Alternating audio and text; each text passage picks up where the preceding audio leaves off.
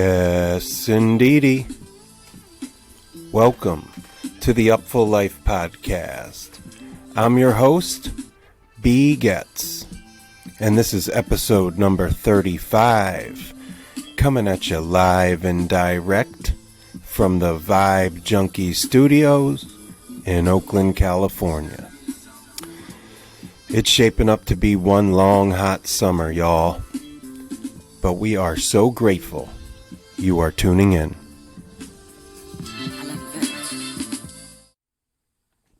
Yeah, man. See, what up, man? I want to say, listen up. Listen. Are you positively clear?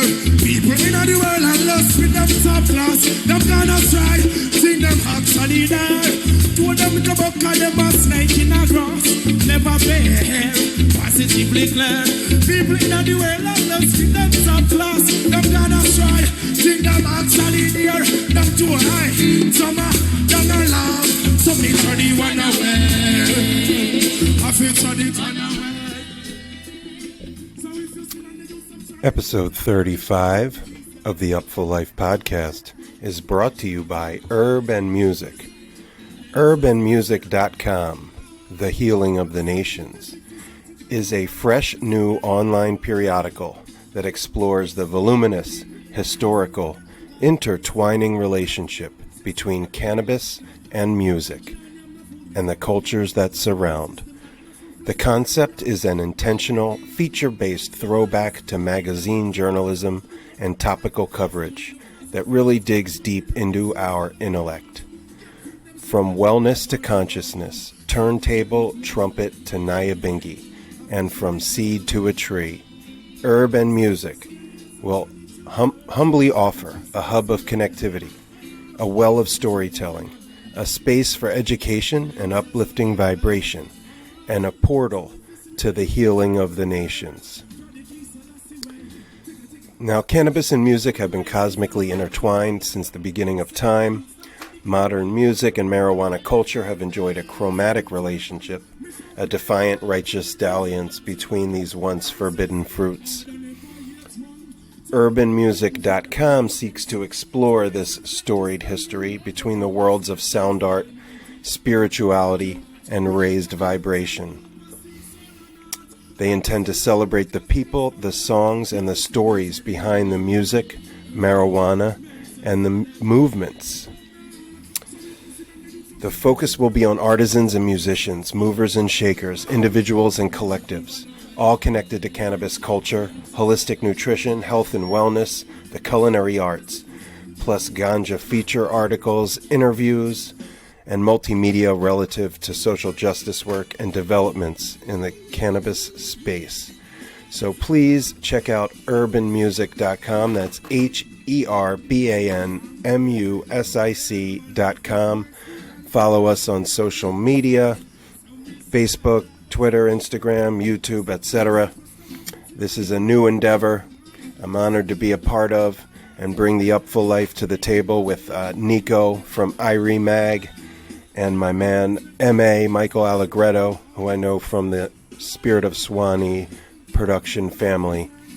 And these cats are deep in the game, and as I stated, it's an honor and a privilege to be drafted to work with them on this righteous endeavor. So, urbanmusic.com, The Healing of the Nations. We're going to play out a little Holding Firm from Sizzla Kalonji, and then start up episode 35. Rastafari meetings, all the new man. Every man deserves to learn, so that's the crown of solid success. All in the man, and them table about return now. Don't want to go in the mess. All in the man, and them table about return, so that's the crown of solid success. All in the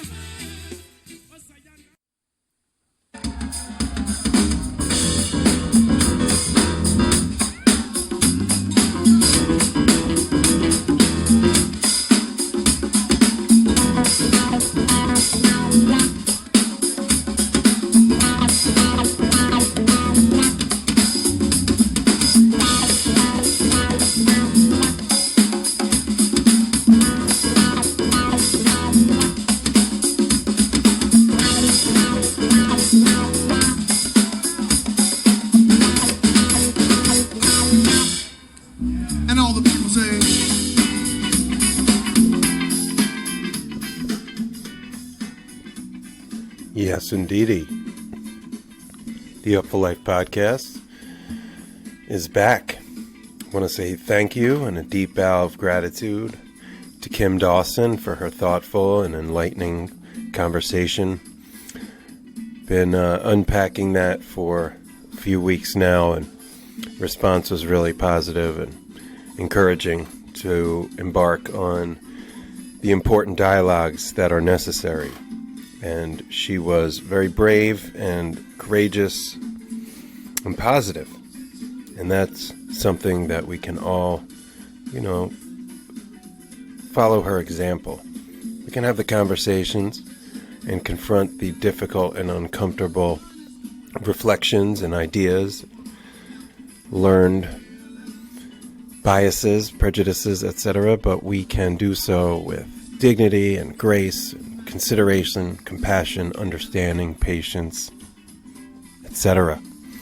So let Kim just be an example of a great way that we can open these dialogues and conversations and listen.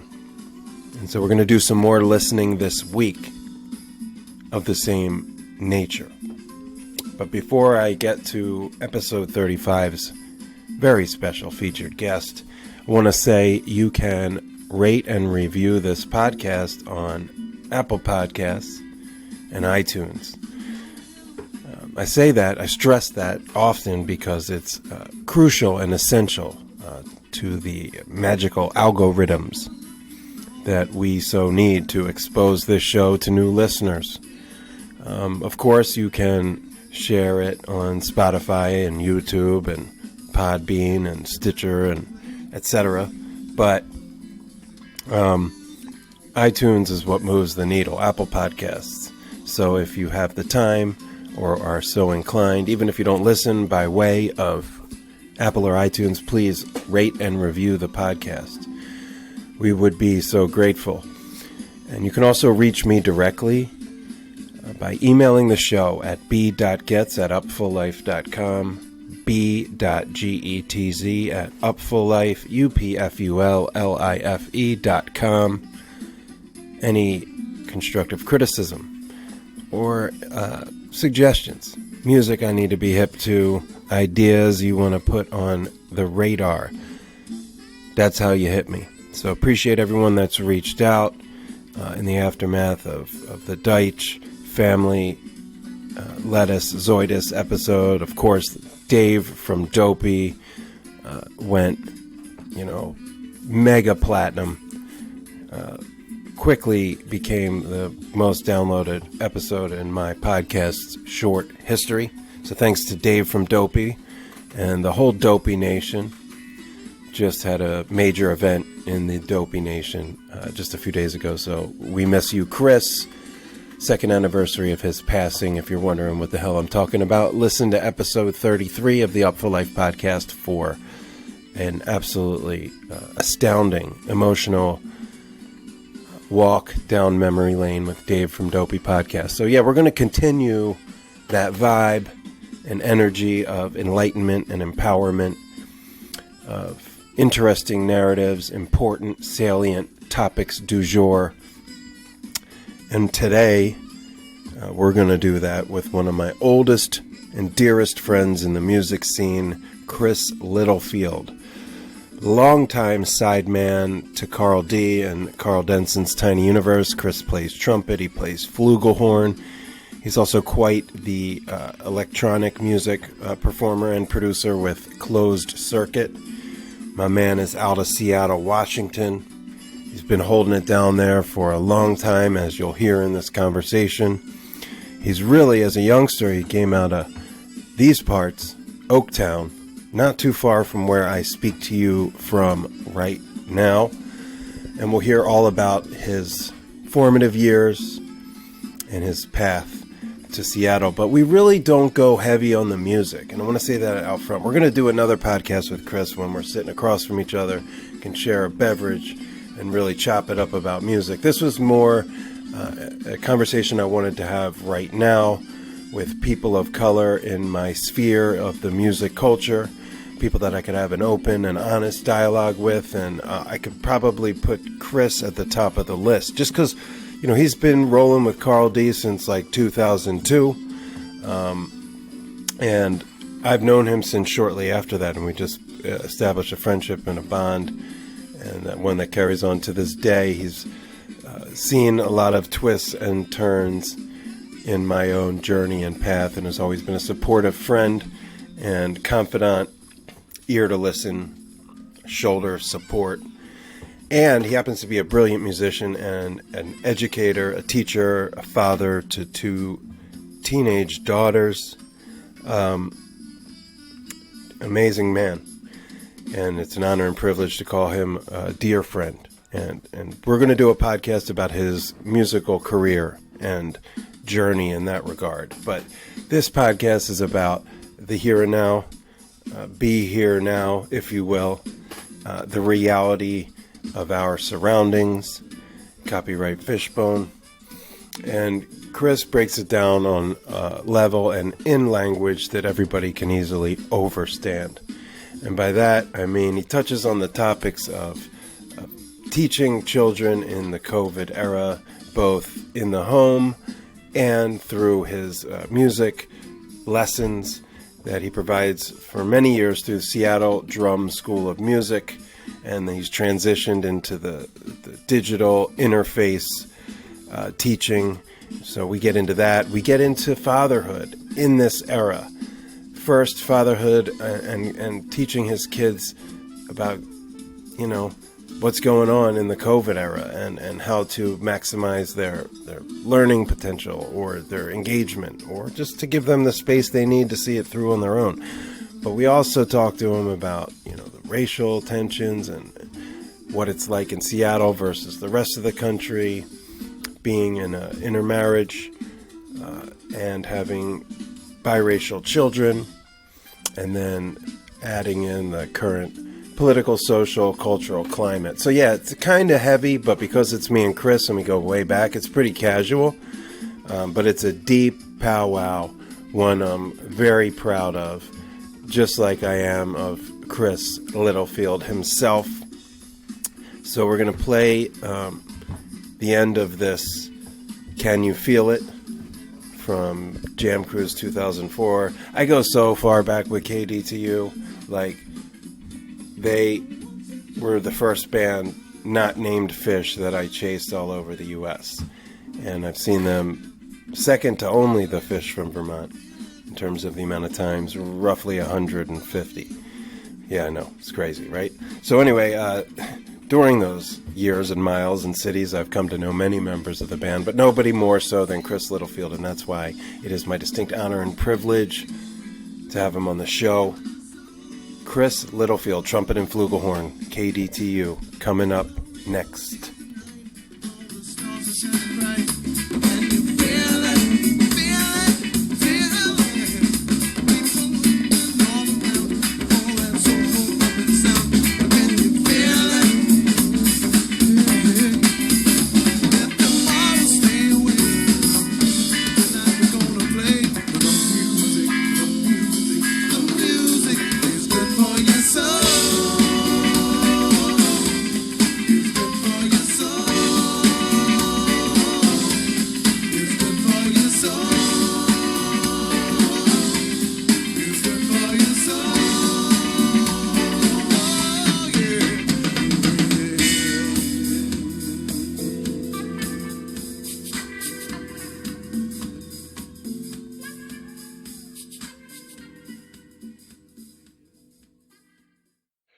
Hey man, what's going on, B? Not much, man. Been trying to get with some of my friends and family in the music community and check in during these troubling times. So thank you for making some time. Absolutely. My pleasure, my man. Yeah, now I did a sweet introduction that I'll obviously play before the phone call on the podcast, but not everyone that I've been lucky to have on the show have I known for as long as I've been blessed with your friendship. So it's really, really sweet to be able to talk to someone, that it's just kind of seen our lives go by over the past almost 20 years now. It's 2020. I think Oh my I goodness. met you Wow. around 02, 03. Yeah. So, yeah, Gosh, that was the beginning, the start of it all. I know. For me with the tiny universe. Well, actually, it was in '01 when I started, but yeah, you and I. '03. God, I remember at some point I came across some of the clothing you would design. God, it's tucked away in my closet somewhere. Right on. Yeah, the Hmm. Upful International gear. I didn't design it, but Yeah. I definitely was a part of the team. And that's Hmm. awesome. You still have it. That'll be a collector's item one day, let's hope. Yeah, exactly. Right on. And, now that you bring it up, I think one of my earliest memories around the time that we met was at Jazz Fest at the House of Blues. And during set break, you had gotten word that you had a child. And Oh, you came yes. back out and announced to a packed House of Blues that you were a daddy. Yeah, I was about to be a father. That's when I found out. Well, my wife and we weren't married as of yet, but we were cohabitating and heading in that direction inevitably. And so got word that weekend that I was about to be a father. It was like I think to tell people, the best thing I ever did. And since then, it's like, gosh, we're coming up on, let's see, 15, almost haven't been together for 20 years, but we're coming up on, let's see, my oldest daughter is 15, so 16, 17 years of marriage. Well, as Yeah, they say, Mazel Tov. And yeah, that's just a absolutely. treasured Jazz Fest memory when I think of you. And Yeah. since we're, on the topic of children Hmm. and being a father, this has got to be this COVID slowdown industry halt that the music community has been navigating for the better part of like 4 months now. It's got to Oh be the goodness, first extended time that you've been home like this, like daddy style like this, right? oh yeah. Gosh, a funny way of putting it. It's like the troubling times of COVID slowdown. It's like putting it mildly, as we all know. Of course. Gosh.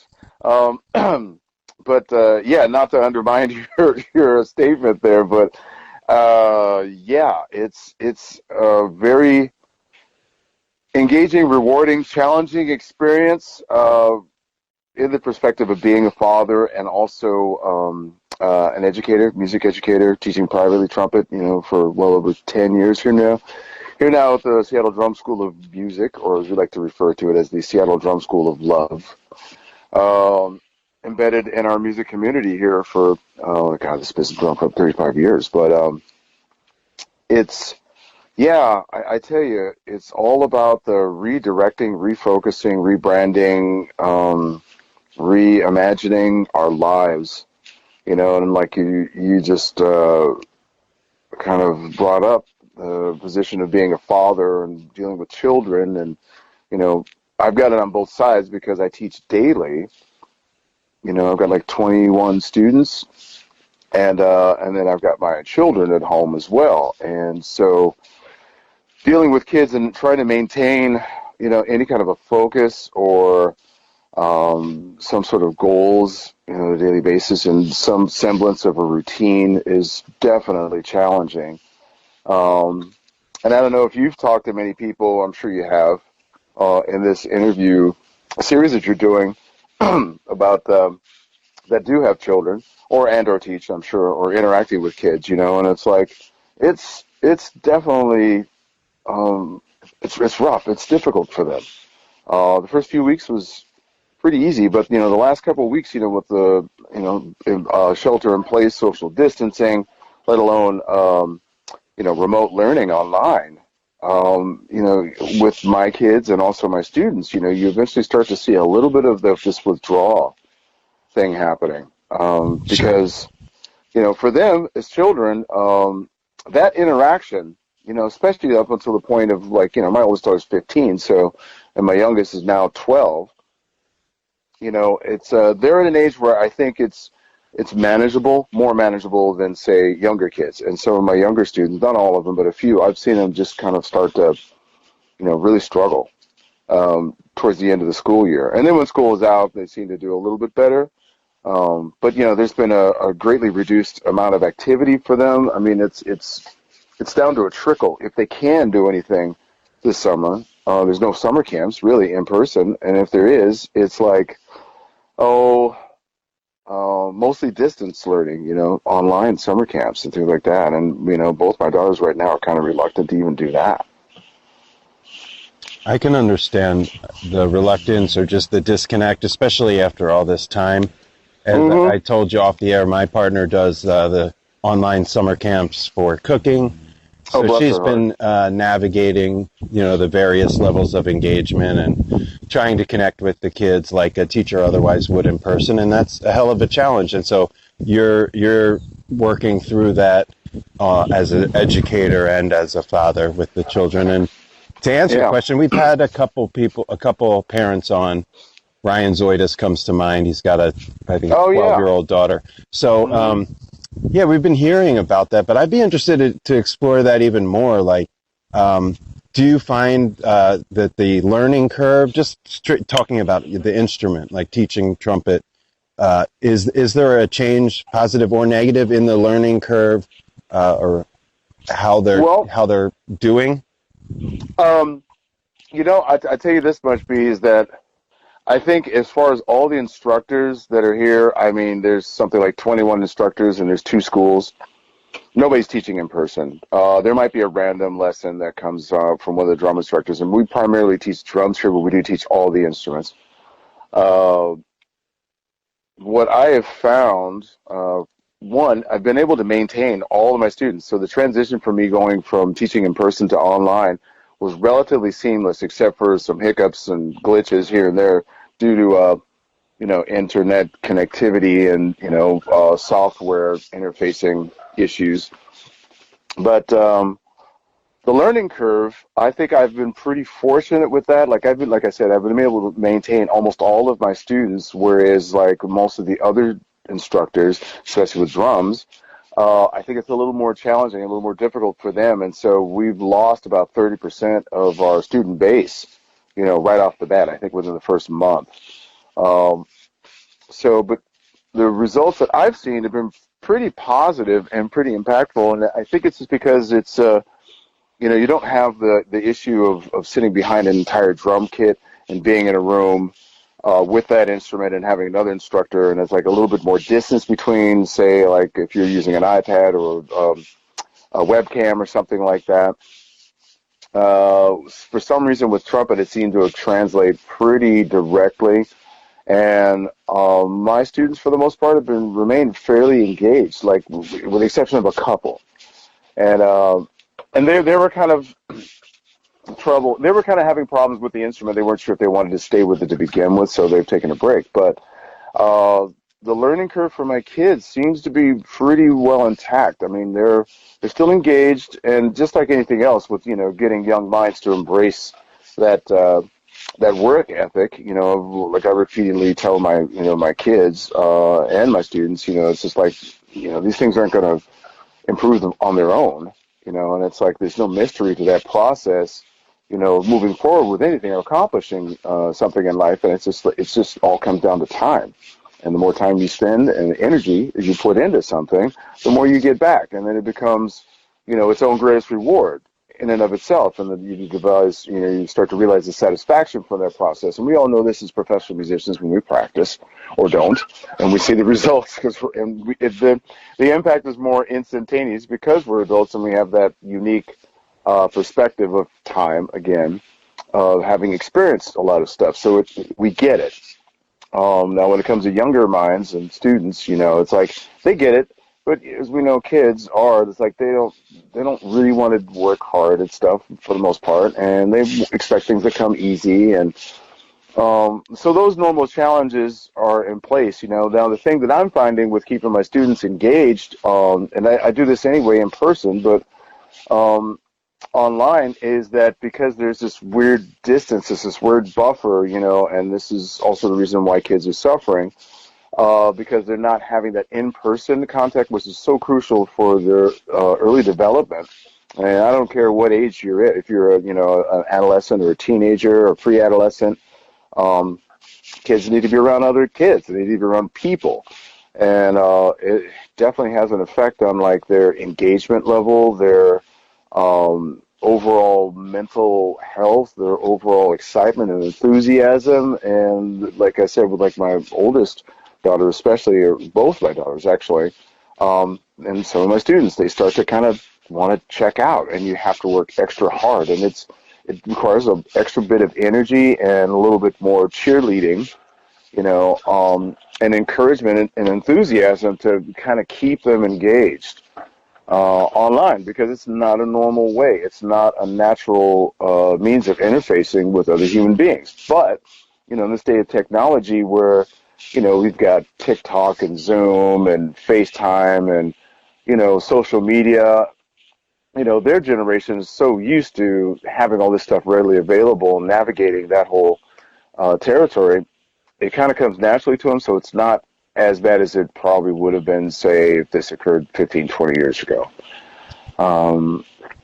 So it definitely requires a little bit more effort, but I'm managing to keep my students engaged, and somewhat, now that school's out, we don't have to worry about that so much with the girls at home. Right. Wow. That was a really interesting and thoughtful look into, the sort of reality when it comes to teaching and children's attitudes and engagement. And I think, for instance, they live streamed one of your lessons, I guess, Seattle Drum. They put that sort was of the interview I did with Aaron Strait, an old buddy of mine, music promoter turned video documentarian, and he's been doing a series of these mini documentaries on people who's changed their lives and their livelihood and their career to being an online-based format. And it was really, really cool. And we're sort of getting the longer form of all of that. Right. It was a nice view into, your process, and also, watching a student learn as you instructed them. And it's just, I understand a lot of musicians in the sort of jazz, funk scene have made themselves available for different live lessons and connecting with the audiences in a way that's not just performing, but is actually teaching and sort of passing down, skill, knowledge, tradition, and even just like friendship. And that's a unique thing. There's never any time or space for that kind of, anything of that nature when the bands and artists are constantly on the road. So it's been a really unique, transition that we could have never seen coming. And I have to amplify your point that had this happened a generation or two ago, we'd be much further at a loss for how to even carry on with educating outside of the, old school homeschool format, which we all know 9 out of 10 parents aren't really equipped for that. So there is a silver lining that the kids grew up on the web. Yeah. And that's just it, man. And 3 points just come to mind. It's like when this whole thing started, I started the notion of counting my blessings, and realizing, and I do this anyway, but even more so now, of, how fortunate we are, and, what we have in our home, and also, here that I have the Seattle Drum School of Music, for the fact that, like, I have my studio here, and I'd come here every day, and then I'm here back again at night. And this is not only just my teaching studio, this is also like my recording project studio where I work on my stuff as well. So I'm really blessed to have that as like my fortress of solitude to get away from the house and, give everybody space. And the other thing too is like the comment on what you had asked me early on about, being home. Right. Where I'm still gone like 30% of the year. And I'm fortunate enough that I'm not one of those musicians who's gone, 120 to 200 dates a year.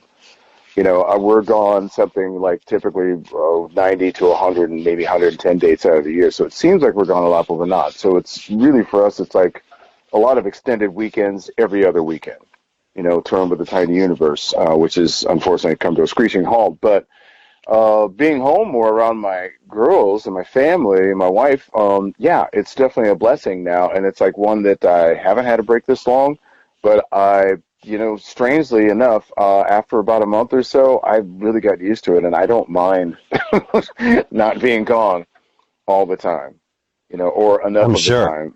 And the other thing that ties into all two of those points, and the third point is, it's given me more time to work on more of my own craft.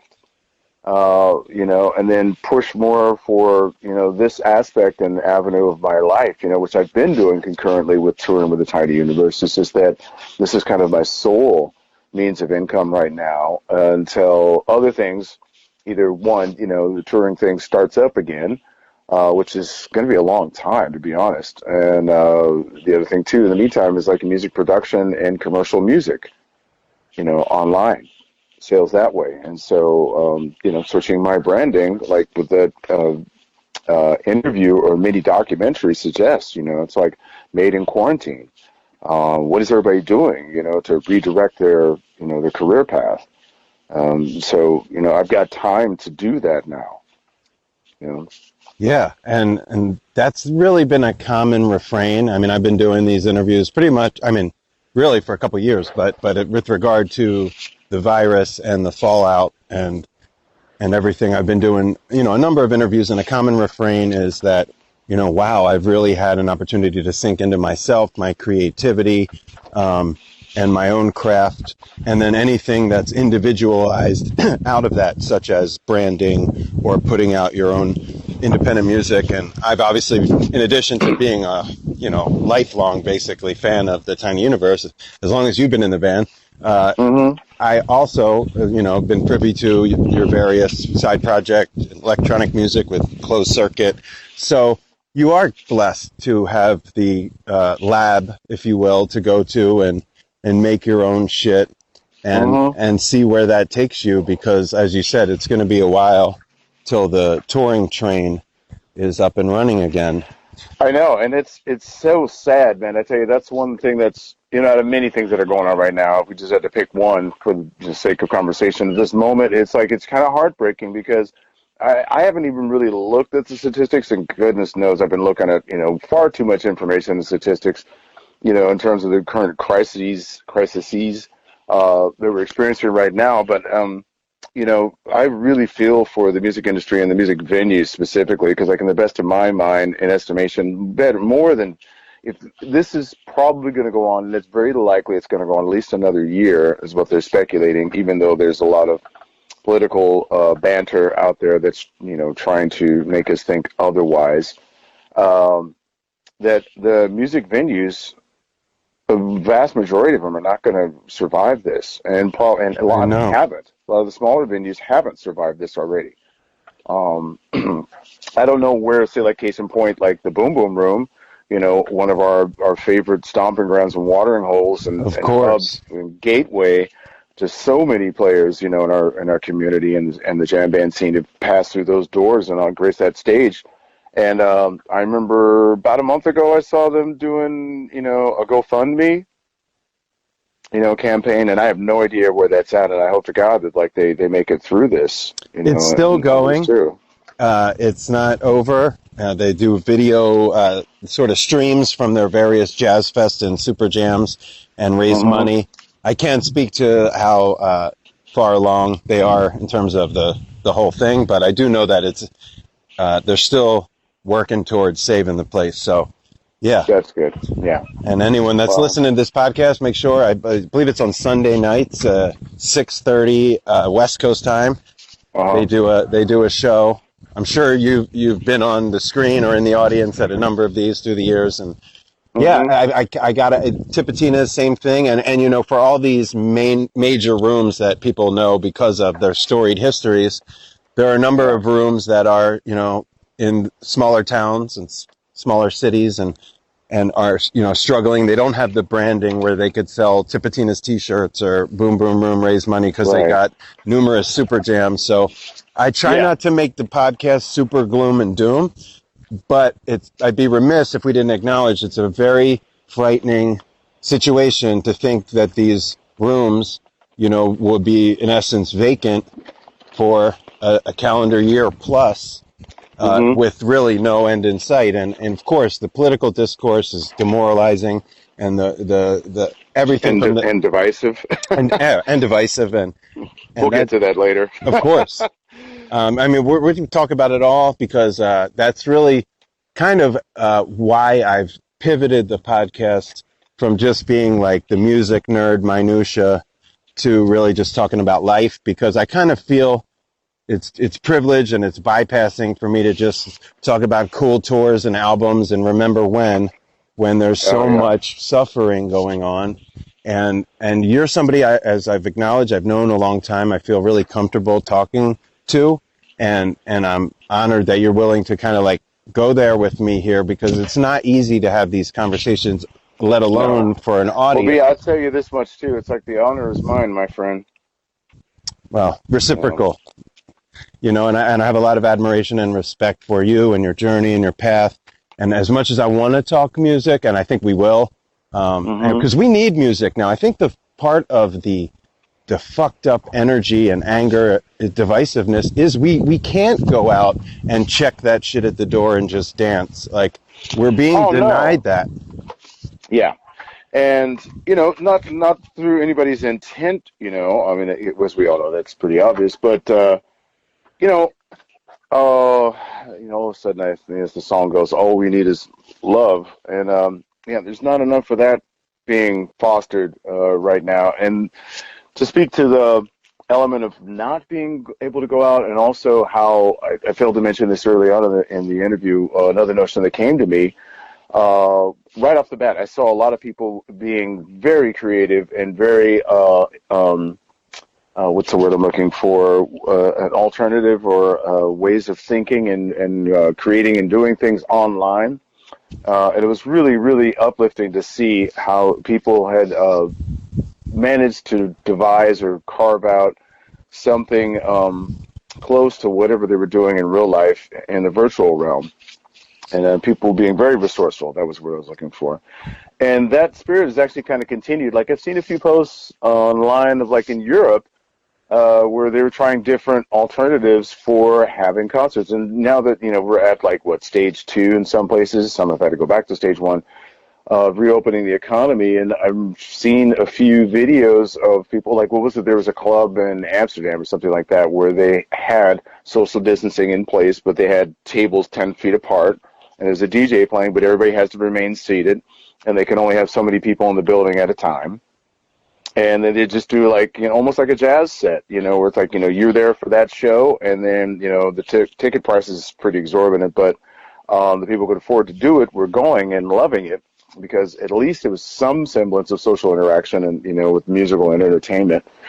And then, they probably do this. They'd cycle people through 2 to 3 times in a night, kind of a thing. Also saw a post, it was Scotland or something, where they were proposing doing drive-in concerts. Like almost like you were going to a drive-in movie. That just started happening, actually, here. Just started. Mm-hmm. There was a couple in Chicago last weekend, and Magic Beans have been doing it in Colorado, so yeah, definitely. Frickin' brilliant, I mean, that's the spice of life, man, right there, and that's the whole spirit of the music community, and all of us, as artists, we get inspired to see that kind of stuff, and then fans get inspired, but it's the nature of the beast, it's just like necessity is the mother of invention, and being artists and creative types, we have to think in terms of problem solving. How can we preserve this? What can we do to make the most or something out of it? How can we preserve our way of life? And that's encouraging to see. It is, for sure. And I'm definitely like down to go to some socially responsible and distant sort of situations like that. There's actually a major regression not going on just here in California, but also in the little burner community up in Grass Valley, where there was like an irresponsible social distance or irresponsible gathering, no social distancing.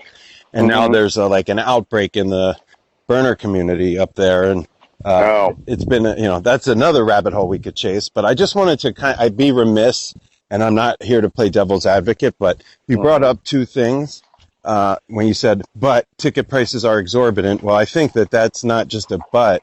It becomes like the promoter or the producer, really, in order to even come close to breaking even, at a situation with 20 or 30% capacity plus all the additional protocols, the cost to do business is exorbitant. Therefore, the ticket prices is exorbitant, and the people that are most compromised by these circumstances are the working class and the, not the type of people who can throw down $200 a head for a seat at the table. I'm not saying we shouldn't do that. The flip side is like the drive-ins look awesome, but the social contract, like, is everybody going to be responsible and respectful? And I think it's hard to say, man, because you look around and for every one of us that's doing our part or doing our best, there are a number of people who, believe differently and behave accordingly. And that's why we're going back to phase 1 and 2. And alas, here, it's like the last 4 months didn't happen. Yeah. And we were on a nice trajectory too. Yeah. Things were going well. And it's, the only analogy I can think of for this is, athletes and injury. And in the regard that, if you return to your, normal level of performance too soon, you re-injure yourself. And it's just as simple as that. You have to ease your way into these things, and you have to be patient, and you can't force it, and you can't rush it. And when you do, it's like, well, guess what? Now you got to start all over again. Right, but it's such a great analogy, dude, because if you even extrapolate it into, they say, the economy and the kids go back to school and all the the sort of reasons, if you will, for rushing, you can draw a straight line to, we have sold out tickets and he signed a contract for 30 mil. We've got to play him. Like it's the same sort of like capitalist, like it's just the essence of it is capitalism that forced us into this situation. And man, my heart aches because of people who have been out of work, not just musicians like yourself, because you do, as you mentioned, you can diversify your bonds, to borrow a Wu-Tang quote, but like the people who build your stages, run your sound, run your lights. My heart aches for them, as much, if not more, than the people on the stage. Oh, absolutely.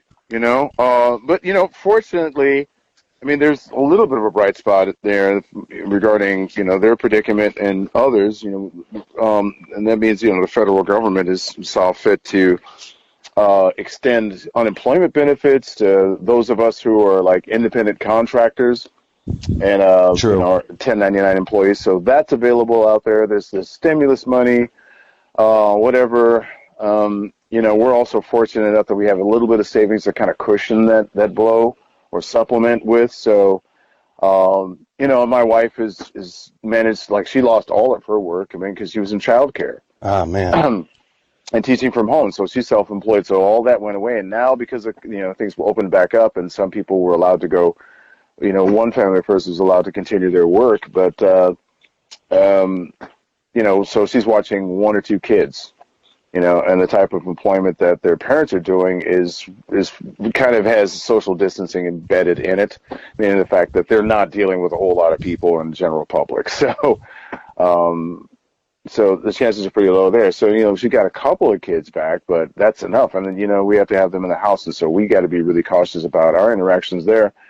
And that's about all we can afford to have around. You can't rush into this. You can't include too many people into your quote unquote COVID circle.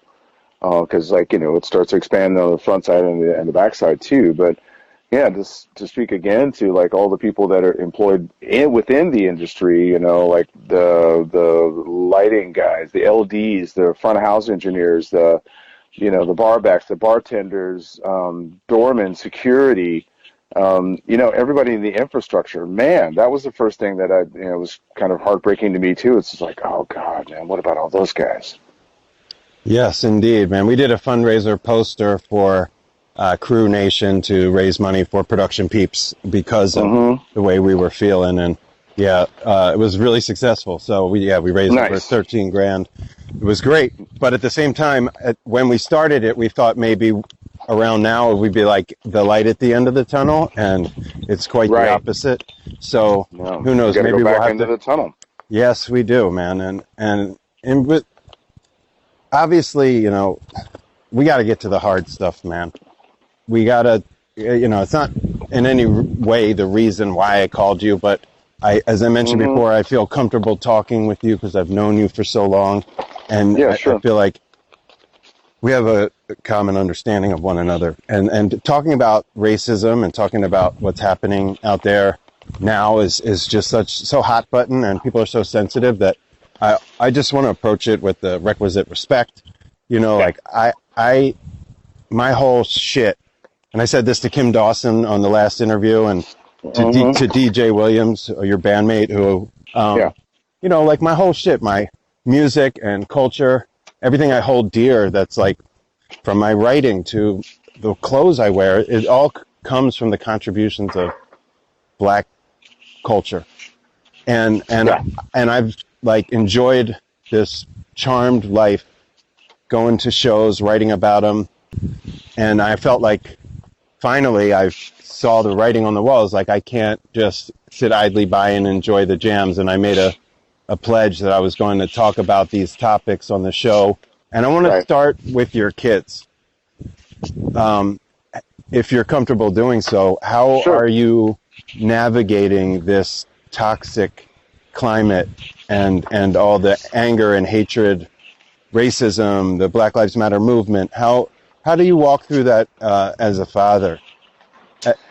Well, you know, it's, again, like I was talking about, how dealing with the online or distance learning, you know, I've been approaching it and navigating these waters with my children in much the same manner as being direct, you know, open, candid, honest, compassionate, understanding, you know, supportive about all of this as much as informative. And that's pretty much ties into however I parent with my girls. And it's just kind of always the same approach, you know. So I try to paint a picture for them so it's easy to digest.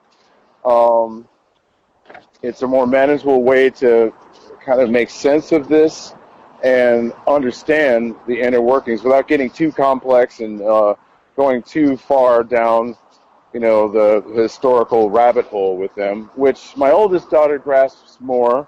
My younger daughter grasps a little less, but she's aware of the big picture, you know. And so managing that with my girls, you know, there hasn't been a whole lot of big questions really from them about this, but I can guarantee, I can definitely tell you that they have felt the pressure, especially right after the first round of protests, you know, that happened, and then like the subsequent writing that was embedded in all of that. And God, I almost wanted to say Rodney King. And so you know, all of that, and I tell you, you know, there were some very emotionally trying moments for them. You know, for one, again, it ties into what I said earlier. When we first were talking before we started the interview going, was like at this time of what I call pandemic and protest.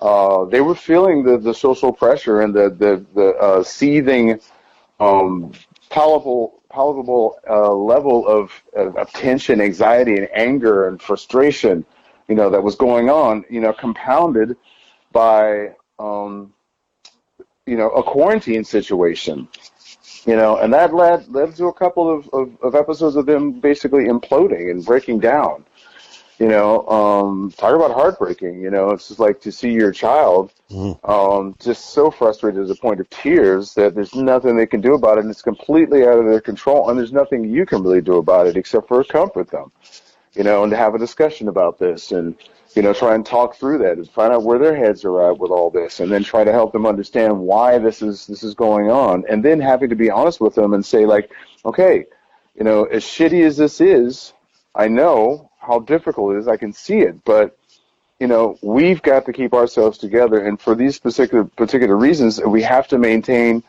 a level and spirit and decorum of hope and optimism that we will get through this. I mean, it kind of turns into a survivalist sort of situation. And statistics prove and suggest that people that remain hopeful and have a goal and can see, a bright outcome from all this stuff tend to make it through these kinds of things. And that's the kind of thing that I try to instill upon them, in addition to making sense of it and understanding, all the different components and as to why and where this comes from, where it's going, how long we're going to be embedded in this, how long we can expect this. So I'm not necessarily sugarcoating anything, but I'm not, laying it on thick either. So it's definitely like you have to gauge it and manage it in some way that, like I said, so they can digest it. Right on. Yeah, I can't imagine what it's like for your kids or kids in general. And I just feel horribly about the state of the world that we're bequeathing to the next generation. It's like the first time in however long that it's like a regression, from like parent to child, like giving them a better world. And oh yeah. And honestly, man, it's just curious because I'm in Oakland, right? And obviously, there's a deep Panther which is where history. I'm from. Oh, word! Did I ever tell you about that? I used to. No, let's go there for a second. 62nd and Telegraph. What was it? 1970. We moved in 77. I was there till I was about 10 or 11. I finished 6th grade up here in Seattle or Washington, over in Bremerton. But I was over there and down in Oakland. And the place where I lived in Oakland was really close to the Oakland Berkeley border. We're on Alcatraz, not far from. We're on Telegraph, but not far from Alcatraz. Maybe like 2 or 3 blocks from Alcatraz, which is the east-west. So that's the border from Oakland and Berkeley. Right. And not far from where I live. Across the street, there was a Black Panther house from my mother's house. And we lived in a neighborhood that was all these, not craftsmen, they were all Victorian homes. And that was also a point in time when, homes were a lot more affordable. My mother was a nurse, so single parent. She actually bought this home and was able to afford it on her nurse's salary. Anyway, but across from us, there was a Black Panther house. And so that was probably like 8 till about, when I realized it was 8 or 9, something like that. So this is still like kind of the mid-70s. So this might have been like 73 to 76 or 75, 76. Oh, yeah. That's like major activity, Panther activity those years around here. Yeah. And they had a house over there, and I didn't really understand. I think it was my older brother, who was 14 years older than I am, told me at that point in time. He wasn't in the house. He was already out. And it told me, and it's like, yeah, that's a Black Panther house over there. And I didn't really know much about the Black Panthers, for some reason, I thought there was this bad connotation. And then, there was mixed feelings in the community about Black Panthers. They're like, what are they? Are they for good? And this is also like, the pinnacle of like the Black Power movement in the 70s, and this is like kind of ground zero, the Bay Area for all this. And so didn't really understand what they're doing, but I used to watch them. I was home like during the summers or something like that because I was a latchkey kid. They had vans that would come and go periodically throughout the day, in the morning, middle of the day, and the afternoon. Come to find out, the Black Panther house, they had a preschool there and a daycare. Word. That was like one of their community houses for that sort of thing. And then I would see people filing out of there in the evenings at night, and the place would be totally, dark or finished. I don't think anybody was in there past 10 or 11, but then they would have like community meetings there in the evenings. It took me a long time to figure all this out later on, but like my brother told me, like, yeah, there's a Black Panther house over there. So, and the original, pretty much the sole intention, of Black Panther Party was community action, yes. Community action and integration and protection, of the Black community from within. It was not an aggressive, it was not like we're out to get whitey kind of thing, as a lot of people thought it was. It was an insular sort of a community action, to make our community safe and our streets safe.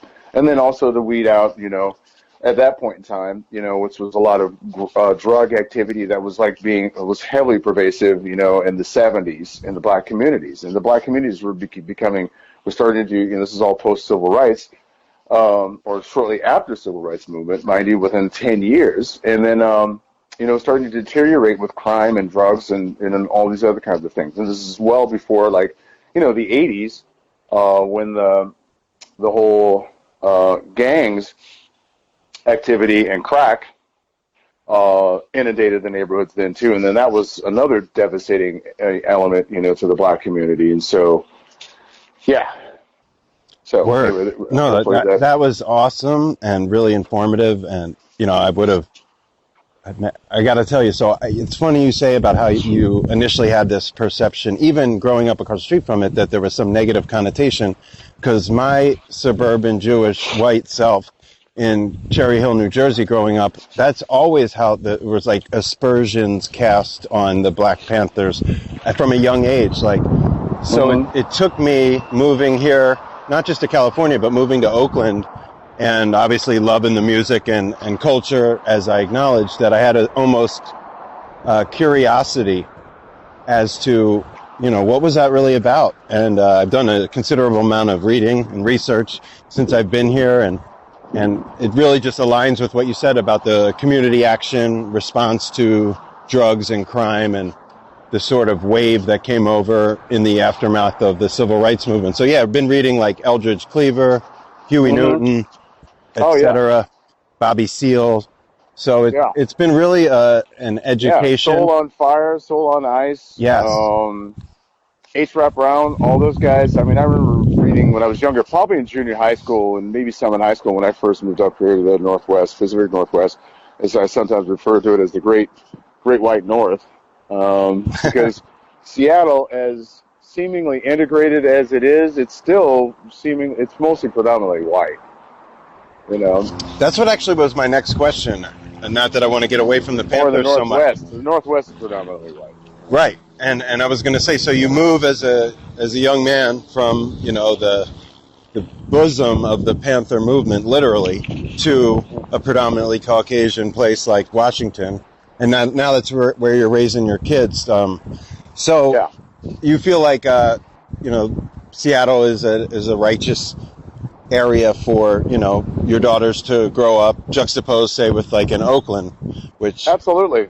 And I've been in the Northwest for a long time, and so it's a funny thing, because I'll just give you a little backstory here. Is that comparatively speaking, for what stereotypically is considered black in this country, if you sound like you're from the hood, if you talk with a certain inner city accent, and you've been predominantly raised in nothing but black communities, inner city, all that kind of stuff, our level and means of diction and speech is different. It's almost like colloquialism. So, if you were somebody from, Minnesota, or if you're from somebody from Georgia, if you're from the South, you're going to have an obvious twang. If you're somebody from the, East Coast, Eastern Seaboard. So if you're Maine, New York, Boston, all those kind of stuff, you're definitely going to have different colloquialisms or slant to your voice. But since I didn't grow up primarily in that, only half of my upbringing was, in a fully, black community. And, my entire family is all black. I came from a black family. I'm a black man.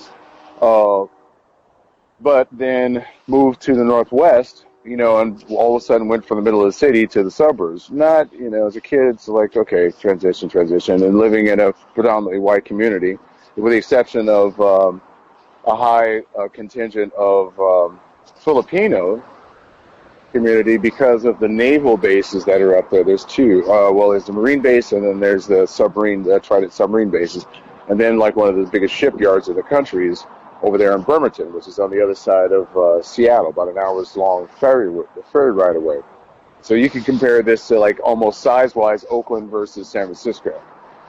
And having grown up there, the rest of my childhood and adolescence, and then going off to college in Eastern Washington, where it was pretty much all white, Central Washington University in center of the state. So I spent the next, 10, 20 years, or the next 10 years, I would say, from junior high school, and then college, being in a predominantly white environment, and then moving back to Seattle long before I started my family. And there was a perception, because of my speech patterns and because of my diction and all this kind of stuff, that I never grew up black, or I was not part of the black experience, quote unquote. And you can get that sort of experience from both sides, and like DJ puts it really well. I think he even made a Facebook post about this. We even talked about this a little bit. It's just like in the black community, there's a term that goes blacker than thou.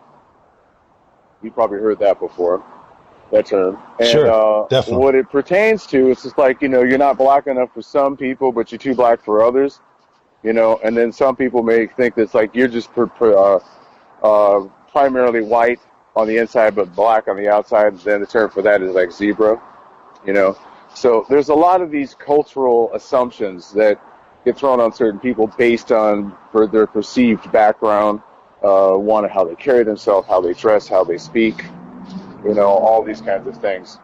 So that being said, and then raising kids in this environment, which in a part of the city that we've settled in and have been for like the last 15, 17 years, is very culturally diverse. And I mean like culturally diverse in the sense of like on a very like working class level. We're not embedded, in the hood, quote unquote, so to speak. But we're not living in Bellevue either, So where we're at is, like I say, very working class, and it's also very culturally diverse, meaning like there's a lot of immigrants, there's a lot of black people that are here, and there's also a lot of, upwardly mobile Caucasians, so like techies, people that work for a lot of the tech firms here in Seattle, because that's big business. There's a certain amount of gentrification that's going on in the neighborhood, and I've seen the transition happen from being borderline, like not the best neighborhood you want to move into, to now it's being like, it's kind of like, it hasn't been totally gentrified, but there's some elements of gentrification that have kind of brought the property values up, and, but the community still remains intact. And we're talking about Ethiopians, Eritreans, Hispanics, blacks, whites,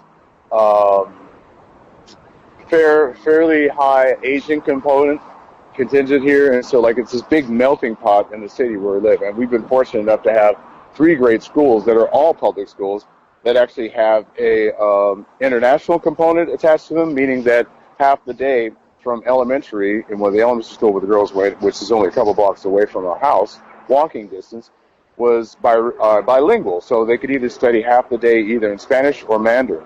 And they had that from kindergarten all the way to 5th grade, which was continued into the middle school, which is only like another mile down the road. And then by the time they get into high school, it's just like only offered as one class. Because at that point in time, if you've gone through that whole immersion process, you're considered fluent. So, okay. And we've decided to stay in this part of the city, firstly because, we're big supporters and believers of public schooling, 2, because of the cultural immersion that we're getting and diversity.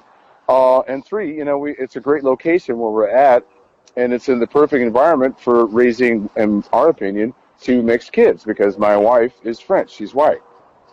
So when you put all those elements together, and they're seeing all these kids that look like them, and that are, some are mixed, some are biracial, some are completely different races. I mean, it's all right there. It's a cross section, of America, what America looks like, and what a lot of people don't really understand. It's like, America is not some other entity where, some people, make America great again. I mean, what is that supposed to mean? It's like, oh, let's make America great again by what? Turning the clock back 60 years?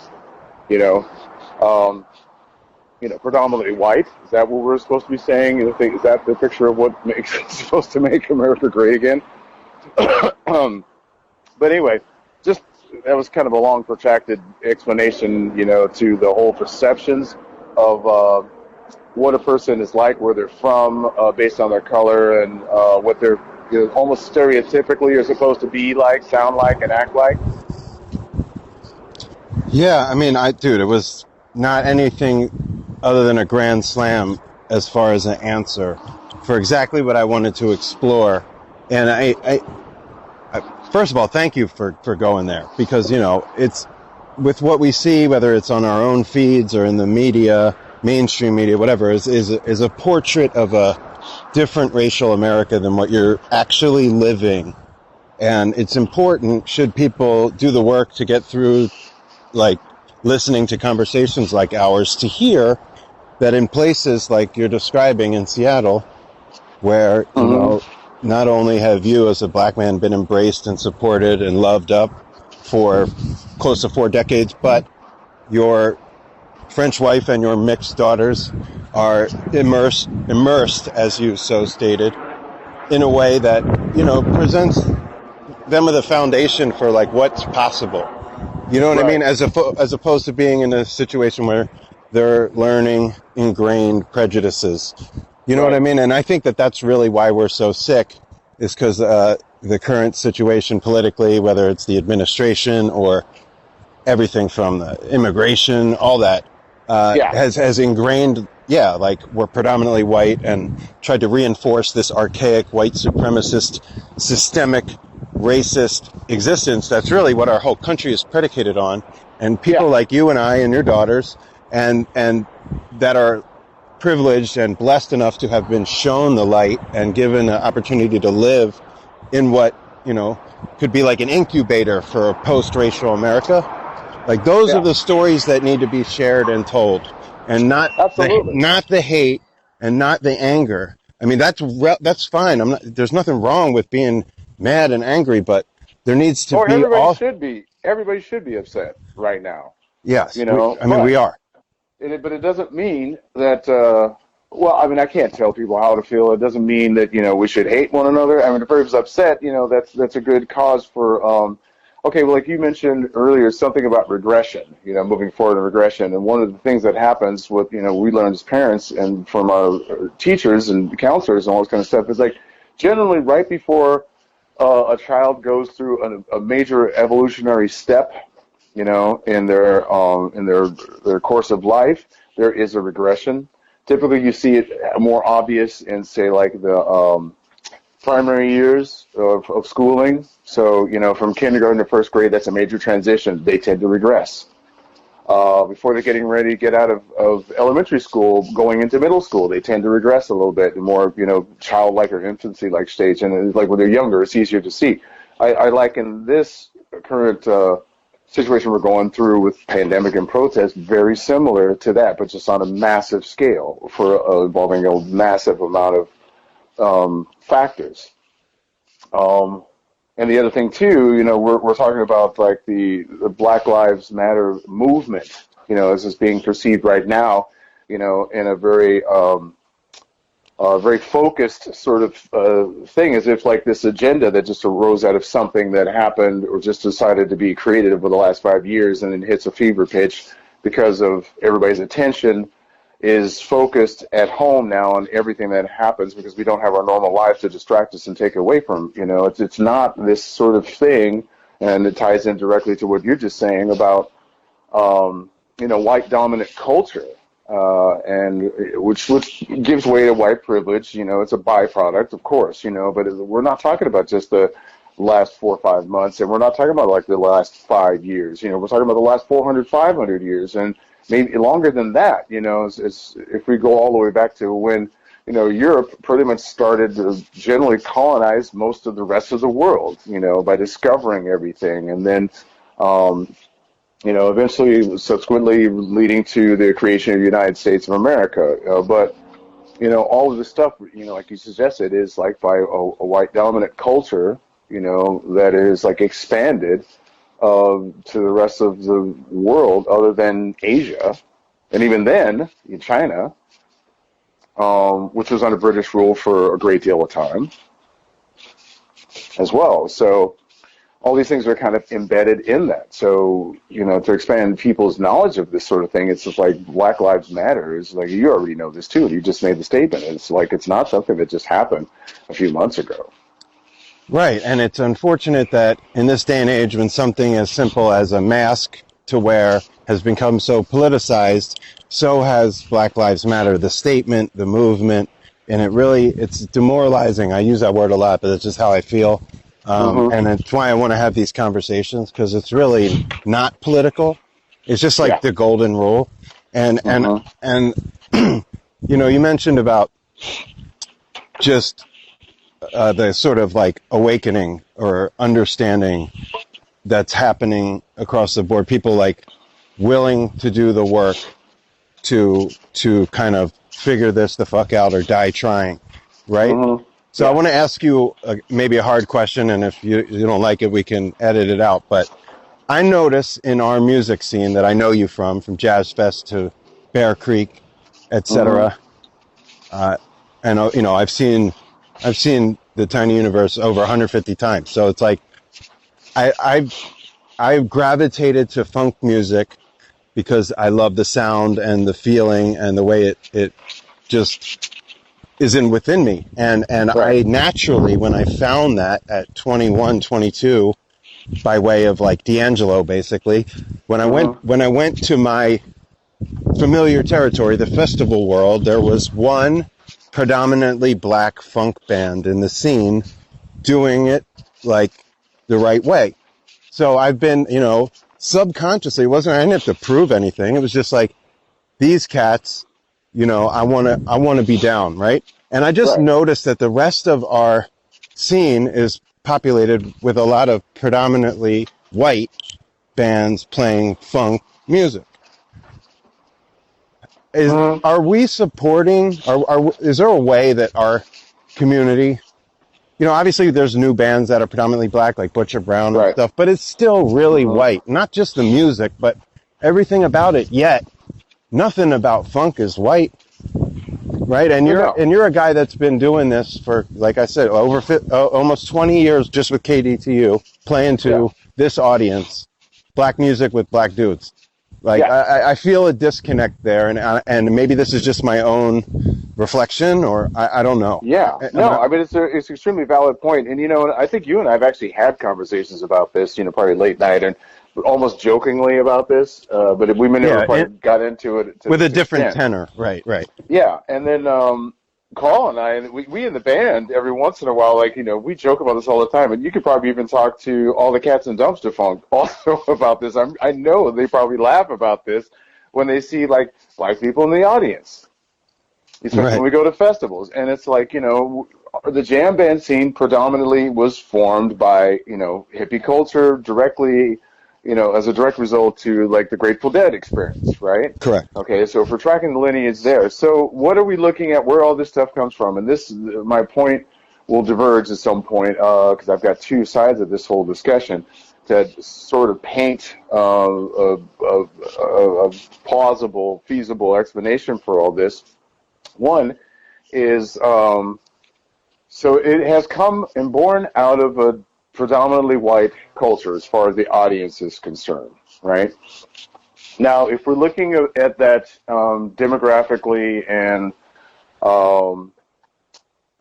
economically, exposure-wise, what are we looking at in terms of the audience? Well, the average age is about, most kids are, you know, the college age, and a lot of kids, most of the audience just have some college experience.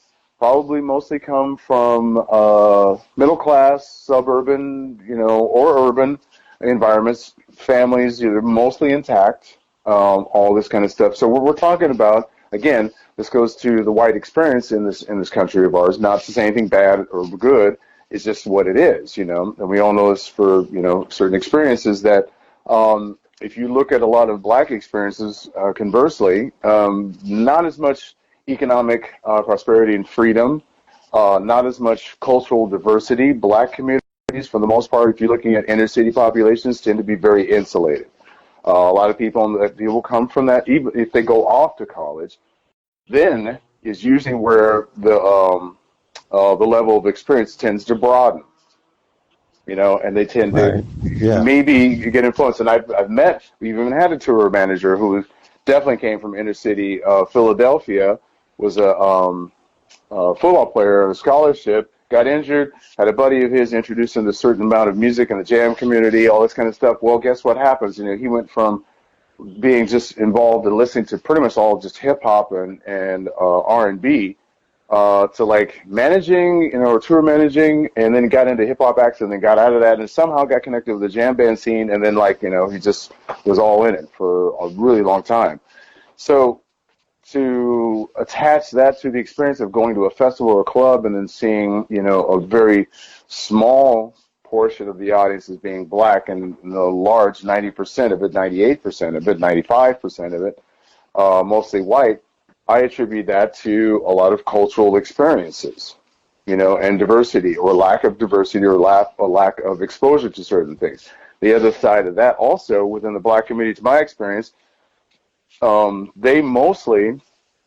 community is everybody listens to hip hop and R&B, and it's just like, I'm not going to see too many cats driving by in an Escalade, not to get into stereotypes for it, but I don't think you'll ever hear Fish being blasted out of, a black man's Escalade. I mean, that's you're not fair. Going to hear, you're not going to hear them listening to Dave Matthews, or anything like that. You might hear some popular AAA, well-known, established, white artists. You might see them at some of those concerts, but the jam band scene too is such a odd niche, and unless you're kind of coming from that angle and you've been exposed to it, you're going to mix it all together or not get it. But then it's one of those things too. It's like black folks, when they get introduced to certain bands like Dumpster Funk, Soul Alive, Tidy Universe, when they hear it, they get it. But then again, it's also a generational thing too, because funk music doesn't hit the younger generation as much as it does to the older generation. So like my age to like DJ Williams' age, probably, we're old enough but young enough, to either have grown up during the funk experience like me and Karl, or young enough to when they started getting into playing music, they were listening to old music to them at that point in time, which was like, Tower of Power and Earth, Wind and Fire and all these other funk bands and all this other kind of James Brown, all that kind of stuff. So there's one explanation for all that. The other thing too, that you touched on for a minute ago is like black culture, black music, that is pervasive no matter where you go. And one of the things the United States has always been a strong purveyor of, and this is where it really, really tears me when it comes to music, and so many things of any particular culture can be distilled down to art. What type of art is being manufactured or cultured or propagated or supported or embraced within that culture, and it tells you a lot about that particular culture. One thing that, like, the United States is so, not ambivalent, but hypocritical about and not even understanding is the fact that the biggest thing that this country has always exported has been culture, has been pop culture. Even all the way before, or it's definitely through the British invasion, of the 60s and late 50s and 60s, all the way through when rock and roll was born and discovered. All those British musicians, were listening to rock and roll, but they were listening to all the old blues musicians. Right. That have been around. Muddy Waters. You already know. Yeah, exactly. Oh, Diddley. Right. Yes. So all of that stuff didn't exist until because of blues and jazz, and everything, all of this stuff was directly born out of all of that particular culture. Again, black culture. And there was a term. I remember talking to somebody about this. I did a discussion. I was part of a discussion panel for a friend of ours who is doing his doctorate at a university here, and he wanted to have a race panel discussion about cultural appropriation. And so one of the things I brought up in this discussion, there was a term that my dad told me, and it's like, and I remember this very, very much also from like music history and all this kind of stuff when I was studying in college, and the term was the music that people used to cross the tracks for. Like south side of Chicago, you had to go across a series of train tracks, probably past like the stockyards or, what do they call that, where the trains are always being hooked up and coupled, all that kind of stuff, and then you have all the, the poorer communities on the other side of town, all that kind of stuff. So the term was like the music that people used to cross the tracks for. So like either there was like a speakeasy or a juke joint, or something like that, where this quote-unquote illicit, salacious music was being played, but people heard about it and wanted to go check it out, and that's what they were doing. And so eventually that sort of stuff, and we know the story how all this, gets appropriated, and, and then also gets sort of whitewashed, as it were, and then spit on the radio. But a lot of white artists were listening to all these blues artists, and that's how the born birth of rock and roll came about, and attributed to a lot of artists like, Little Richard. Oh, yeah. I mean, things of that nature. 100% Little Richard. Rest in peace. So if we flash forward through all those years, from 40s all the way up until now, it's like, what did we get? Well, it's like, it was all started from blues and jazz, turns into rock and roll. Rock and roll at some point gives way to all these other different forms, and then funk comes along, in the 60s and 70s, that blows up. And then what did you get after that? We got R&B, which has always been around, soul music, which has always been around, and then hip-hop, the next biggest musical explosion. And hip-hop is in pretty much some form or another in just about every form of pop music nowadays. Everybody adapts some form of hip-hop. And so America has always been a big purveyor of all these elements of music, which just dominated the airwaves, for years. And where does all that stuff really come from? Where's the source? These are the things that you and I are talking about, but then the rest of the world, just like, consumes and listens to and is embedded in it and lives by it, and even tries to appropriate it, by taking certain words that I don't even use any word, but the N word, and then trying to use that within their own communities, addressing their own homies, as it were, because of hip hop culture. It's made that term, kind of a little more accessible than I would like to see, but that's the way it goes. And so, and then not being fully aware of, what that word really means or where it comes from, all that kind of stuff. And then you get white people calling other white people the N-word. Just trying to be cool. It's the cringiest shit. Stuff. Yeah. So this whole, a cultural appropriation thing kind of comes on. And then here's the hypocrisy that comes in on top of all that. Everybody has the gall to stand up and say, it's like, well, all lives matter. We're not asking for anybody. We're not trying to ask for anything that isn't already due, that you guys are already getting. We just want that too. Yes. And then what the responses we get, it's just like certain things like, like people should be fired for taking a knee, instead of the national anthem, standing for that and protest. And it's like basically what it comes down to is like, you're not allowed to protest. It's inconvenient. I don't want to see it. I don't want to hear it. There's no good time to protest. Well, that is on way to protest. That is on like 100 right now in places like Portland, where people are just trying to protest and they're being squashed by fascist police tactics.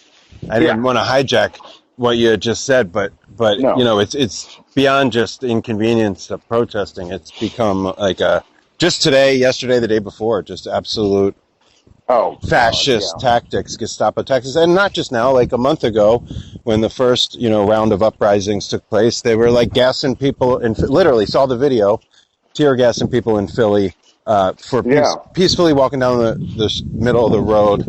But I want to backtrack to a lot of what you just said, man, because that was you took it so much more macro than just the jam band scene, but it's a microcosm. So when you think about the greats, the funk greats that are being sort of as whitewashed or, regurgitated in some ways, it's the same way people will try to say Eminem's the greatest MC ever, but Mos Def made a song about that. And 10 years before that, Public Enemy made a song about that. It's just like, Elvis was a hero to most, and you can take it all the way back to but Elvis. He never did shit for me, motherfucker Kim and John Wayne. Exactly. Because I'm black and I'm proud. There you go. I know. So I'm saying it's just been a trickle-down thing, going back to Little Richard, to Elvis, to the Stones taking the blues. And a lot of great music and artists come out of that, and there's nothing wrong with that. But some of the larger artists, to their credit, give credit. Sure. To some of their heroes they were listening to. I mean, one of the things, what was it, female singer, she's been around for a long time, singer-songwriter, Bonnie Raitt. Oh, yeah, she's fantastic. She gives a lot of credit to them. She is also attributed to resurrecting Charles Brown's career. Charles Brown, what they credited him with being the inventor of West Coast blues. He had virtually disappeared, and the guy was like a janitor, all this kind of stuff. And so she decided to dig him out of nowhere, found him, recorded an album, because he'd been listening to his albums, his music forever, and then just his career was resurrected.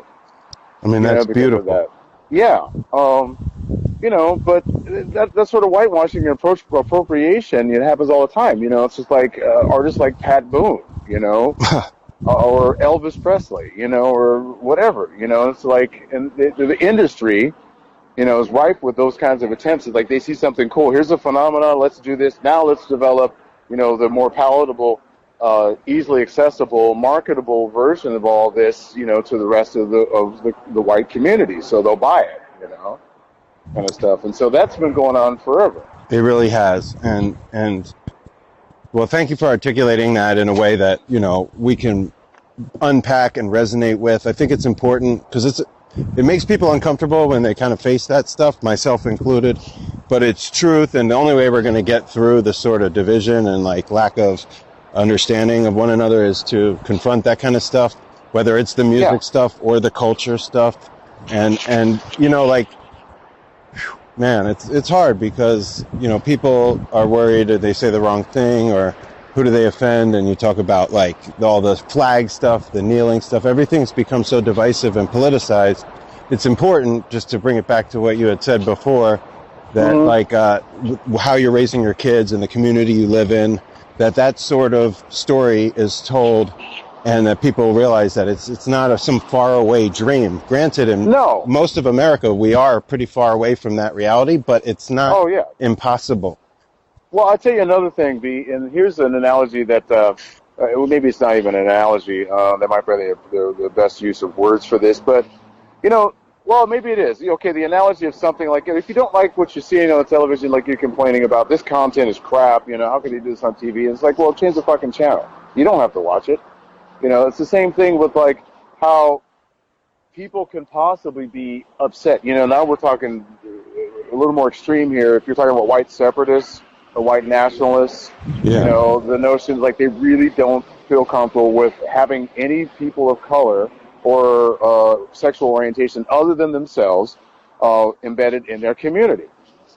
Now, that being said, it's like, okay, when you go inside your house and you close the door and you're in your home and you're looking around and you got everything that you put in your home that, makes you happy, how in the world is somebody, if you have a neighbor who's black, affecting that? How can you possibly fathom that? How can anybody possibly fathom that? It's just like if you walk outside, when you like same thing. Like I liken this to the pandemic. It's like yes, okay, the circumstances, the situations we live in right now are terrible. With the social distancing and quarantine and all that kind of stuff. However, when I look out my window in the morning, it's like to see this beautiful sunny day, clear skies, and all that kind of stuff. If you just look out of that window every day, regardless of what's going on, does it look any different because there's a pandemic going on? Of course not. No, it looks the same, And if anything, it looks better. Yeah, exactly.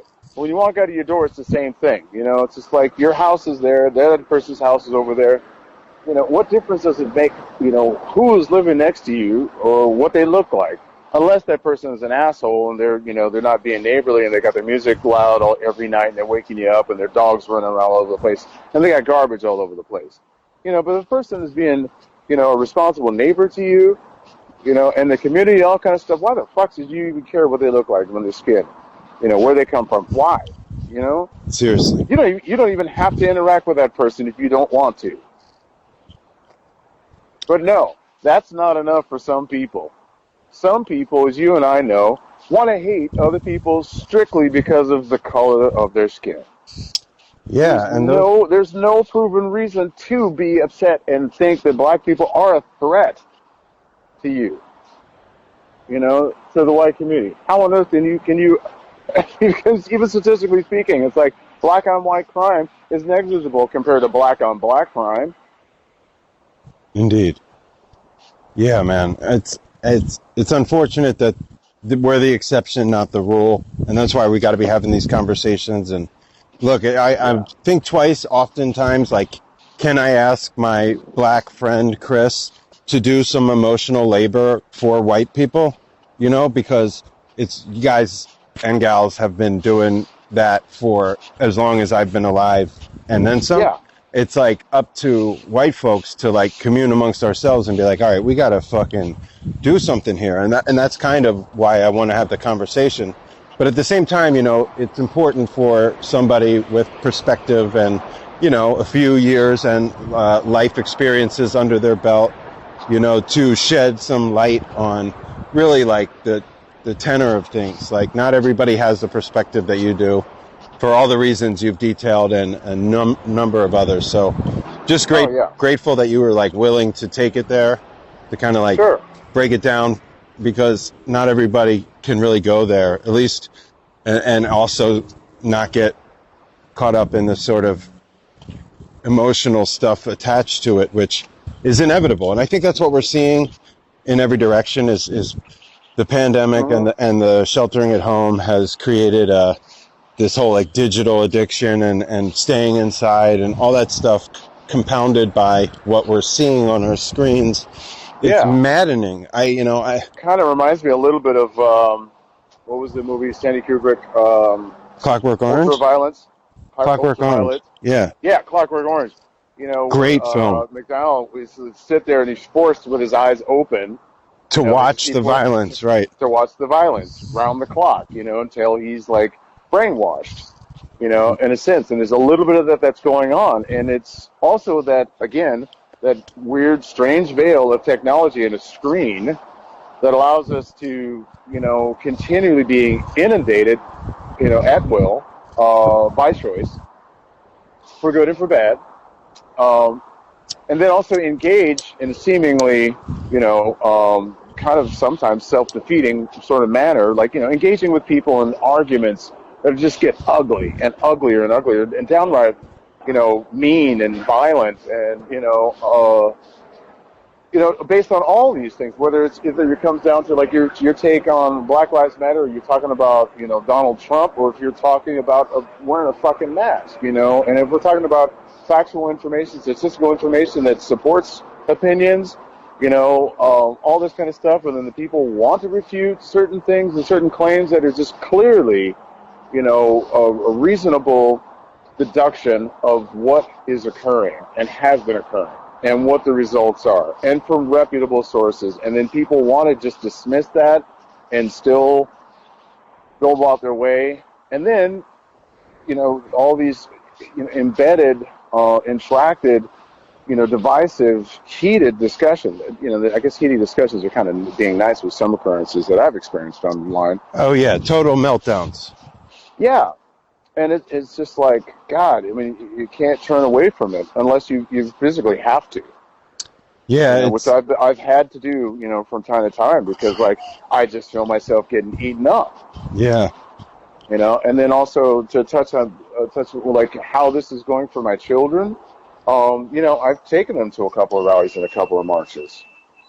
I took them to one that was a recreation or inspired by that. Was it 1968 children's led march? Right on. I forgot where that took place. Was it in Mobile? I'm not sure. But this one was all children led. So it was all families, and everybody's masked up. And side note too, it's just like here in Washington State, because most people in Seattle have been following a lot of the protocols. It's like we're not experiencing the spikes like in certain places like the rest of the country are. And one of the things that they've actually, which we thought we were going to see and we didn't see, is like they didn't see a spike directly related to all the protest activity. Why? Because so many people were wearing masks. I mean, everybody was wearing masks, and people were even handing out masks. Yeah, I mean, when I went here in Oakland, it was masked up everywhere. You got the side eye if you didn't. Mm-hmm. But I mean, it's unfortunate that something as simple as the social contract of wearing a mask to in essence, protect others has been so politicized and divisive. I think we're on the same team there, and probably most of my listeners are. I do want to, just because, like, man, you did a lot of labor here, like emotionally and just educationally. So I would like, if my listeners have made it this far, and I appreciate everyone who tunes in, if we could give them just some music gems at the end. Where can people hear the latest Closed Sirkut stuff? Oh, the latest Closed Sirkut stuff. Well, I mean, I've got a single that's out. I put it out, it's been almost a year now. I remember, Unexpected Guest. So it's been out since, I think, February? Just before February? Or maybe I did it before Christmas. I can't remember. It's been a long time now. About 6 months now. Unexpected Guest. And then, I'm working on other stuff right now that's more lyrically oriented for myself, creation-wise, instead of instrumental. And but I tend to favor the Earth, Wind, and Fire business model or creative model, or Stevie Wonder in terms of creative content whenever I do write lyrics or lyrical content. And that is, they both tend to speak more often than not in their content about a higher power and a higher calling, the spiritual plane, as it were, and not necessarily just suggesting, say, God. What Stevie Wonder does reckon to, and Jesus children and have a talk with God and all these kinds of things, but they all definitely recognize, and draw attention to a higher power and things that are more than ourselves. I would say, gosh, listen to any Earth, Wind, and Fire and any Stevie Wonder for all those things, because it's one of the things that I'm finding right now that's going on. It's like touching back to what we were just saying in regards to the divisiveness and the anxiety and the frustrations and, hatred that's going on and violence too. Yes. The thing that I'm noticing, and I try to do this when I do post socially on social media, is I try to offer something either in the form of a question or, something to provoke thought, or an alternative solution, in regards of what's going on. I'm not trying to post anything that's going to be incendiary, inflammatory, and divisive, in that, unless I'm posting, like kind of empirical knowledge. So it's something like, okay, voter suppression statistics and voter turnout statistics, or the fact that, voter mail-in balloting is actually, it's harder to conduct voter fraud, and the fact that it does have a higher turnout and rates of people of casting their votes, and it's cheaper, things like that. Right. That kind of information which needs to be put out there. Don't, or I'll put something out there that's like, hey, people don't believe the hype on certain things, go and do your own fact finding, or, those kinds of things. So when I put stuff out, it's like that, which I haven't done anything in a while, and mostly on purpose. But I tell you one thing that I've cited a lot lately, and I probably the most current thing I would have to suggest would be the Tiny Universe album, the latest one. And it's because I've had a chance to talk with Karl lately since all this stuff has gone, and remotely we've had very similar discussions like this interview is. Podcast is all these topics, touching on everything from like family to pandemic to race relations, lack of work, missing the, work ethic, and what we're doing, individually in our own prospective spaces. And his latest album, Knowns and Badgers, is a great piece of work, and it was kind of just slightly ahead of its time, but very poignant, based on what's going on right now. And since he released this album, I've been citing him. I quote Karl Denson quite a bit, actually, when I talk to people. And but one of the things he's been saying, at the beginning of every show when he's introducing and promoting and talking about the latest album, and how happy and proud he is of it, and like we all are to be a part of it, is that the story, the theory, or the not the theorem, what is it, hypothesis, whatever you want to say it, behind the album, the working concept is the Gnomes and Badgers are these two fictional creatures that live in a forest, and you can superimpose your own environment for this, or would that be an allegory or something like that for all of this. And what it is like, the Gnomes and the Badgers are obviously two different species, but they live in this environment and they live in a community, and they don't always get along and they don't always agree, but they do have a rule, they have laws, and it's just like, okay, you're allowed to disagree, but the thing is, if you're going to disagree with a person, you have to do so in a civil manner. You're not allowed to get, name calling and, Right. threaten violence and all these kinds of stuff, and bring up somebody's, sexual orientation or their race or all that kind of stuff. You're not allowed to do all that. You're allowed to disagree. And you have to, if you're going to have a discussion or discourse, it has to be, based in critical thinking, and credible facts. You can't just come off the cuff, with some bullshit and, like just because you read it as a meme on social media, therefore you take it as fact. You know, it's just like, you know, you've got to go and vet your facts. And Karl's always been a big proponent of that. That's why Karl watches CNN as much as he watches Fox, because he wants to see both sides of the story. He wants to understand that information, and he doesn't want to just be biased, you know. You know, and he's true. It's like, you know, we all know there's two sides to every story. Now, you know, whether one's something you agree with or not doesn't change the fact that it actually may exist and it actually may be correct. You know, it's like my dad used to always say, it's like everybody's entitled to their opinion no matter how worthless it is. That's fair. So, and that's, you know, the American way. Yeah. So I guess if I had to leave you with, you know, one little nugget, I would say go and listen to Gnomes and Badgers. You know, there's a lot of great material out there for you and all the listeners. I know you've heard it, and I know you love it, and it's been doing fantastic. Yeah, and I wrote a story on that album, actually. Well, yeah, that's right. Yeah, you reviewed it. So, yeah. Well, that's awesome. We'll definitely we'll play some of that and probably some classic live Tiny Universe along with a track or two from Gnomes and Badgers, and then and a snippet of Klozd Sirkut too. So we'll make sure. A Klozd Sirkut, and I would say, you know, maybe drop some Public Enemy in there. Fight the Power. Yeah, we'll do. You know, and of course Stevie, and Earth, Wind and Fire, like you noted. Yeah, absolutely. And I guess if I had to say, what Klozd Sirkut tune do we have that's out that Settle Down. Perfect. Settle Down.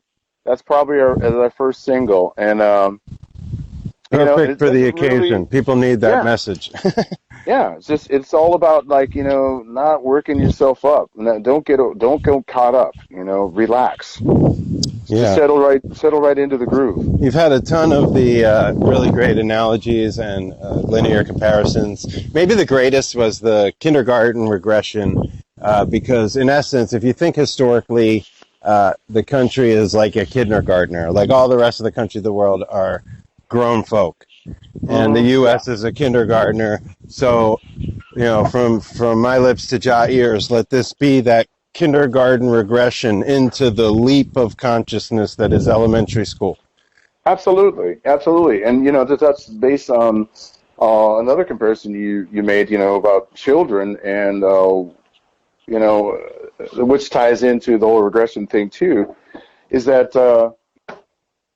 that's the wave of the future, you know, what everybody can do to help. It's like, you know, what can we do? It's besides like voting or protesting, you know, or writing your congressman or making a generous donation to an organization that's going to help, is raise your children right. Yes. You know, be nice to other people. You know, it's like, it doesn't cost anything. It's not going to hurt anyone. We already know this, so I'm, you know, preaching to the choir, but like that's where it starts. Yeah, people need to hear it for sure.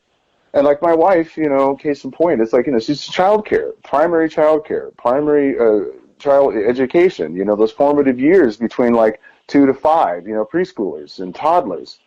You know, when the majority of their personality is formed, and like preschool is one of those things. It's really teaching kids how to interact with one another. You know, how to get along, how to share, how to be nice, you know, how to resolve conflicts in the simplest nature. What does it feel like when somebody does this to you? You know, those kinds of things. And I credit her all the time. It's just like, you know, she worries about not having a great enough and wanting to do more of an impact. And it's like, honey, you know what? Right there. That's at the beginning. You're getting it right at the source, and you're being praised by all these parents, and then the children that you see for all the years that you've been doing this, when they come back to you, it's like that's where the groundwork needs to happen. It's the future generations, and that's how all this stuff gets changed. And it's like everything else after that point is a Band-Aid. Everything else after that, we're trying to fix a problem as opposed to getting it right at the start. Get it right at the source. And interfacing with the children on a daily basis, you know, that's the way. You know, it's really the only way to instill those ideas and values that we want to make that leap. You can damn sure bet that that's where the opposing views have come from. You know, that's where hatred and racism comes from. 1,000%. Yeah. So the only way to combat that, you know, then, like, in my opinion, truly, what Dr. King says, it's like with love, and compassion. Well, it's like maybe you can't meet it head on with love and compassion, but maybe you can treat some other, very positive, strong force with that intent and that purpose, to drive forward, a more prosperous and creative and hopeful message, that'll sustain, and then that'll grow from there, I mean, I think you use everything. So, of course, that calm and compassion is essential to the long term, but at times, as we've come to realize, it needs to be met with a rage and defiance because, you don't often get the attention otherwise. So, man, This is really heart-filling and hopeful, inspiring conversation, man. I'm really grateful that we opened it up like this. And, when we're hanging out next time, we'll do like the whole career story pod where we talk about the records you heard as a kid and their first gigs and getting, because we got to do that one too. But this was more pertinent and this was more important at this moment, I felt. Oh, yeah. No, I tell you, man, I'm so glad that you're doing this, and I'm so glad that we got to cover such a myriad of pressing, immediate topics. Indeed. And occurrences right now. Same. So, yeah. All right, Chris, man, I love you. Thank you for your time and energy. Likewise, brother. And, of course, the music.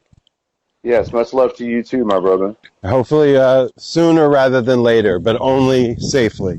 Live long and prosper, my friend. Yes. You do the same. Throwing up the Spock hands to you, my man.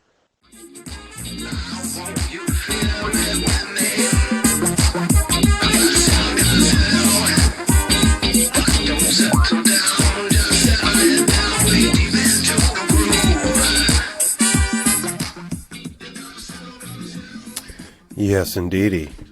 Want to say big thanks and large up to my man, CHRIS LITTLEFIELD, for that thought-provoking and just fantastic conversation. My dear friend, very appreciative of his willingness to open up and take it there on some of those tough topics and also illuminate a little bit of what's happening with kids and growing up and growing pains in the COVID era and the racial tensions and sort of cultural climate that his daughters are growing up and living in real time. Not to mention all the teaching and the perspective on being a musician who makes a living touring and is now at home and seeking other avenues. So really just a lot of pertinent and salient content and conversation from CHRIS LITTLEFIELD. You are hearing Settle Down from his electronic project Klozd Sirkut, Klozd Sirkut, Klozd Sirkut. So check that out on all the social media sites and Spotify, etc. Settle Down's the track, sort of like a psychedelic electro-funk vibe, party music. Seen him live a couple of times. Dope. So shout out to Klozd Sirkut. And of course, KDTU, Karl Denson's Tiny Universe. Seen them so many times, and a band very close to my heart. And as such, we're going to do the Vibe Junkie Jam of the Week with a classic from the Tiny Universe. I'm taking it way back to the OG Bonnaroo, 2002, for the Vibe Junkie Jam of the Week. I should just start calling it the Vibe Junkie Jam because it's not weekly. It just rolls off the tongue like that. So, mental note. Vibe Junkie Jam for episode 35 from Bonnaroo, 2002. So back in those days, I was a blossoming writer, journalist for jambase.com. And about a week before the fest, I received by mail, 4 hard copy tickets to the inaugural Bonnaroo Music and Arts Festival in Manchester, Tennessee. So we loaded up the Mercury Grand Marquis that was bequeathed to me by my late grandfather, Poppy Saulfeld, and Jeff A., Dr. Schaus, and Gabay, the 4 of us, I should say, hopped in the whip, my hometown crew, and we did the however many hours drive down there to Tennessee, and guerrilla camped. I'd been to a number of festivals. I'd even written some festival reviews, but I was ill prepared for Bonnaroo. We all were, and we kind of figured it out on the fly, and it was a fun and innocent time. And of course, I was deep into the Tiny Universe at that time, chasing them all over this great land. So, I was like third row center in the Randall Cunningham jersey representing, and basically KDTU unleashed what was their norm in those days, which was like 3.5 hour monster late night throwdown in the spirit of Jazz Fest, because really that's what Bonnaroo was in the beginning. It was born out of the spirit of Jazz Fest After Dark, literally. Superfly Productions, they threw late night Jazz Fest shows in New Orleans and decided they want to have a festival, and alas, Bonnaroo was born.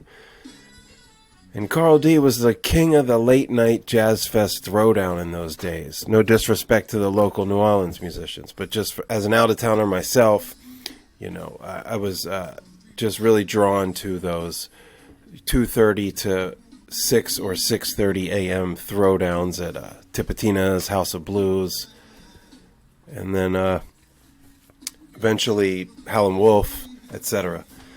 I digress. I'm just telling stories here. I'm going to play this track from the Bonnaroo set.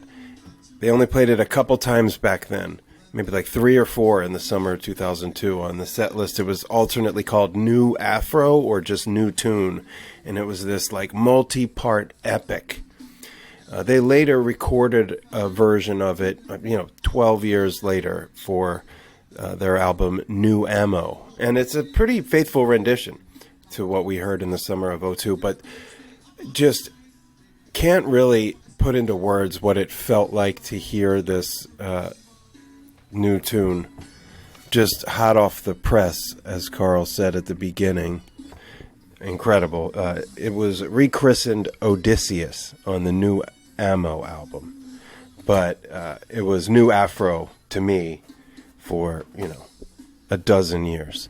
And you can hear the Berkfest version on archive.org and one other, but I'm going to play the Bonnaroo version. It's like a 10-minute multi-part epic. And that'll be the Vibe Junkie Jam for episode 35 of the Upful Life Podcast. Going deep into the annals of the Tiny Universe in tribute to not just the Diesel, but my man CHRIS Littlefield as well. And we're going to have more Karl Denson's Tiny Universe related conversations on this very show in the very near future. So with that, we're going to let this groove on play out for a second while I cue up New Afro from Bonnaroo 2002, also known as Odysseus. And that'll wrap things up for episode 35 of the Upful Life Podcast. I'm your host, B. Getz. Wubba wubba wubba. Goodbye. God bless. And we'll see you next time.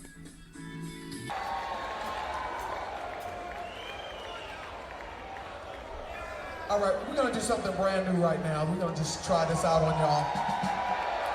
So y'all just sit back.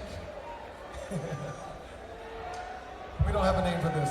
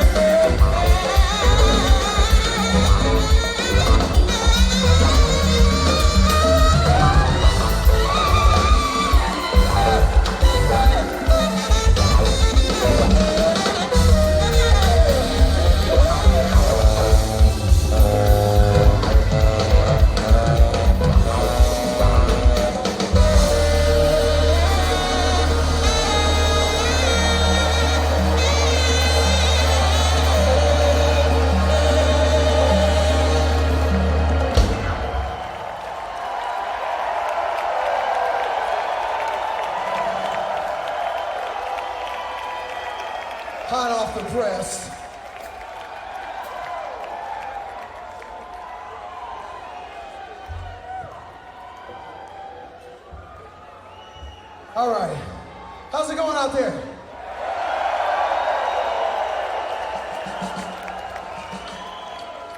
Well, we'd like to thank you for a really good time.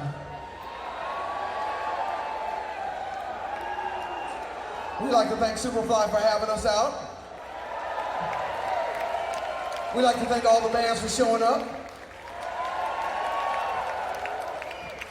All the workers for doing their part, because this is very well done for a first time out, don't you think?